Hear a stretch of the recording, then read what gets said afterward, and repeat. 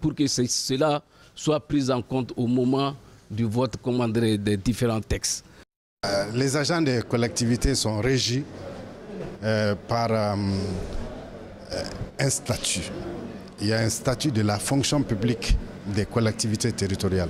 Et cette fonction publique des collectivités territoriales est très semblable à la fonction publique de l'État, puisque c'est les mêmes droits, c'est les mêmes obligations des fonctionnaires, c'est la même grille de salaire qui s'applique, mais seulement les organes de gestion, les responsables de gestion sont différents. Il y a par exemple, c'est le ministre de la décentralisation qui s'occupe de la fonction publique des collectivités, pendant que c'est le ministre de la fonction publique de l'État qui s'occupe des agents fonctionnaires de l'État. Mais aussi les élus ont un rôle très important à jouer dans la gestion au quotidien des fonctionnaires des collectivités territoriales. C'est une fonction publique qui se met en place, elle est très jeune. Aujourd'hui, le nombre, c'est vrai, va très croissant.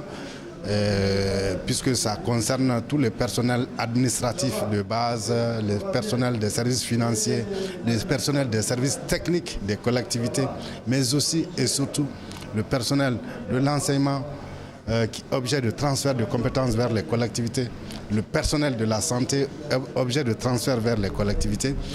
Donc en gros, on se retrouve avec environ déjà 40 000 fonctionnaires des collectivités territoriales. Le centre a formé 1849 agents des collectivités territoriales en formation initiale ou formation professionnelle de base. Ensuite, pour la même période, le centre a formé 5914 élus et agents des collectivités territoriales en formation continue. De 2001 à 2012, les collectivités, grâce au Fonds national d'appui aux collectivités territoriales, ont pu mobiliser plus de 165 milliards de francs CFA pour la réalisation d'infrastructures, notamment dans les différents secteurs de la vie et du développement. Le secteur de l'éducation, le secteur de la santé, le secteur des équipements marchands, c'est-à-dire le secteur économique. Les budgets de toutes les collectivités territoriales sont mauvais parce qu'on surestime les recettes et on ne diminue jamais les dépenses. Donc on crée des recettes pour combler les dépenses, rendant ainsi structurellement déficitaires tous les budgets des collectivités territoriales. Et là, les responsabilités sont au niveau de l'autorité qui approuve le budget, du service déconcentré de l'État qui conseille la commune, qui lui permet de dire qu'elle va faire des recettes de 200 millions quand la réalité c'est 25, et qui continue à signer dessus, c'est bon, votre budget est bon, continuez ainsi. Ça, ce n'est pas bon. Il faut que nous trouvions un mécanisme d'adaptation, de recouvrement à chaque type de collectivité. Là où le chef de fraction peut recouvrer, il peut le faire. À ma connaissance, il demeure auxiliaire de l'administration publique. Là où le chef de village peut le faire, il peut le faire. Mais l'État ne saurait être absent. Ce n'est pas possible. La représentation de l'État s'assume pleinement en termes d'accompagnement auprès des élus. Parce que la tutelle est globale. Elle touche à tous les domaines d'activité de vie. La tutelle environnement, mon directeur de l'environnement va me l'apporter. La tutelle financière, j'ai des financiers pour ça. La tutelle technique, j'ai des urbanistes pour ça. La tutelle sanitaire, madame me regarde, elle est là. Donc, il y a tout sur le terrain pour faire en sorte que nous puissions jouer toute notre partition. Vous savez, il n'y a pas de démocratie sans décentralisation et sans une déconcentration de l'ensemble des services. Et cela doit se faire avec l'appui des services techniques au profit, disons, des collectivités locales.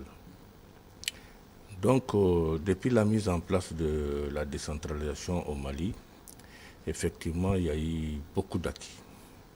Et je peux même me permettre de dire que la décentralisation au Mali a été une très grande réussite, parce que pratiquement, nous sommes le seul pays qui a pu au moins faire une décentralisation de à peu près ou pratiquement de 703 communes et 49 cercles et plus 8 régions et un district, le district de Bamako. Monsieur le ministre, un tel programme de refondation de l'État exige beaucoup de moyens. L'État et les populations apporteront toujours leur contribution dans la mesure de leurs moyens. Le soutien des partenaires techniques et financiers vous est-il acquis comme lors de la première phase? La régionalisation, ils le soutiennent, comme ils ont soutenu la phase de la communalisation. Ce n'est un secret pour personne, vous le savez aujourd'hui, sur le financement des investissements des collectivités, les partenaires au développement payent plus de 90%. Dès le début de la décentralisation dans le pays, le Mali a pu compter sur un appui de ses partenaires pour engager en profondeur cette réforme. Des acquis significatifs ont été atteints. Un renforcement de la démocratie locale, un solide dispositif législatif et réglementaire et un mécanisme d'appui technique et financier. Pendant la période troublée de 2012, les collectivités territoriales ont joué un rôle remarquable pour la stabilité et la cohésion du pays. Elles ont continué à fournir des services publics et se sont intervenues dans la distribution de l'aide humanitaire. Cela fait déjà plus que 10 ans que la Belgique et aussi d'autres partenaires comme l'Allemagne ont soutenu le processus de décentralisation. Et si vous vous rappelez bien, dans les années 90, l'attention principale était sur la création des collectivités territoriales. Et la Belgique et nos collègues PTF ont soutenu ce processus en focalisant et renforçant les capacités des collectivités territoriales. Cela veut dire au niveau local. Mes collègues d'Allemagne ont par exemple aussi créé le centre de formation des collectivités territoriales. La Belgique a soutenu les collectivités par exemple comme Koulikoro, où nous travaillons depuis des maintes années déjà pour renforcer les capacités des autorités pour gérer leur territoire proprement. Bon, nous soutenons le gouvernement dans cet aspect de régionalisation. Nous pensons que c'est un niveau très important, un niveau intermédiaire entre le central et le local. En effet, comme je vous l'ai dit, l'attention était un peu trop sur le local et il y a vraiment un besoin de fortifier, de renforcer le lien entre le central et le local. Bamako n'est pas en position, nous pensons, de gérer, de contrôler, de soutenir à un niveau très local. Il faut les régions, il faut une création de régions fortes. Nous devons soutenir cet appui. C'est aussi une recommandation des États généraux de renforcer tout ce qui concerne les régions. Et nous, les PTF, nous soutenons le gouvernement du Mali dans cette politique. La régionalisation, comme l'a dit le ministre, est la seconde étape du processus de la décentralisation. Donc naturellement, comme par le passé avec la communalisation, elle va susciter ou bien exiger des ressources financières importantes, d'où l'importance des partenaires techniques et financiers d'accompagner ce processus. Et je pense que nous sommes dans cette voie en rapport avec le département parce que tous les partenaires techniques et financiers sont déjà mobilisés autour de la question à travers des concertations qui sont organisées temporairement avec le ministre au niveau du département. Monsieur le ministre, en tant que co-auteur de la décentralisation au Mali, que signifie la régionalisation en français facile pour l'enfant de Bamba, de Seyna, de Sumpi et de Bandiagara? Moi, j'ai beaucoup travaillé en milieu rural. J'étais chercheur en milieu rural au début de ma carrière. Ce qu'on appelle le Douba.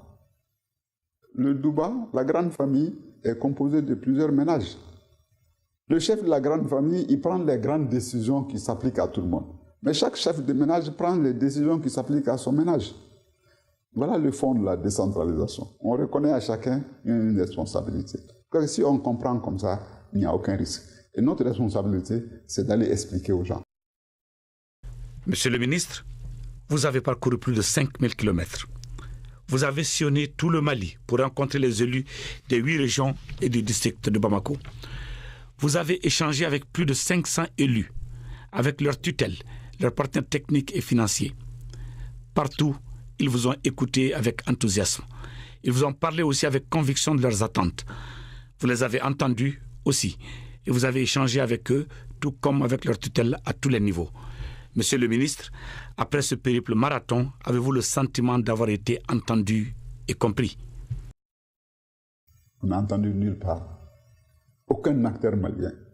Il faut renoncer, qu'il faut arrêter la décentralisation. Tout le monde dit que c'est une bonne chose, mais il faut faire attention à ça, il faut faire attention à ça. Je crois que ça montre aujourd'hui que s'il y a un seul sujet où il y a un consensus durable de l'ensemble des Maliens, c'est bien la décentralisation. L'échec n'est pas envisageable du tout. D'abord parce que nous savons exactement où nous allons. Ensuite, parce que la régionalisation et par les états généraux de la décentralisation et par les assises du Nord et selon le processus de pourparlers inclusif intermalien pour régler les questions politiques, institutionnelles et sécuritaires du Nord nécessite la régionalisation comme une réponse appropriée.